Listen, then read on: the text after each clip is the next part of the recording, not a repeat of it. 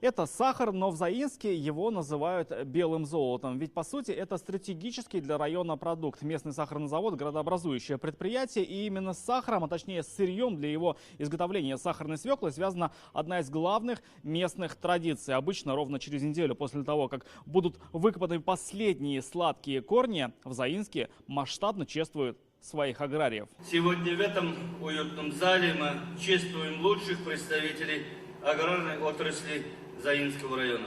Позвольте мне от всей души поздравить вас с праздником, посвященным Дню работников сельского хозяйства.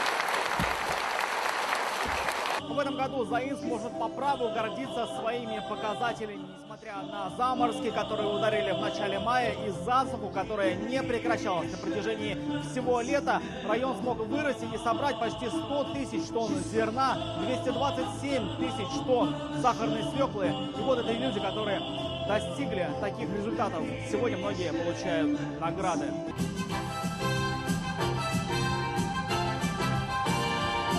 Этот год тяжелый, да.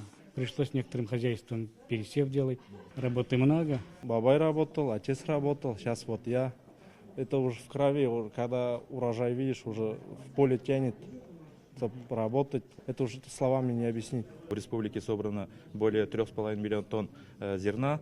Также и в животноводстве большие результаты. Здесь вот прогнозируем выходить на 2 миллиона 100 тысяч тонн молока валового производства. Это больше прошлого года на 67 тысяч тонн. И в этом, конечно, большая заслуга Заинского района. Сегодняшнее мероприятие – это именно возвышаем сельских жителей и благодарим их за такую работу. И все же хлеб всему голова, потому-то ему и самое почетное место. На выставке, специально организованной к празднику, можно видеть и каравай, и даже целые съедобные композиции. С урожая этого года лакомства из произведенной здесь муки хлебу посвящены даже фотозоны, ведь для местных жителей нет ничего милее вот этого пейзажа. Хвала рукам, что пахнут хлебом. Проходят годы, но эти слова здесь никогда не теряют своей актуальности.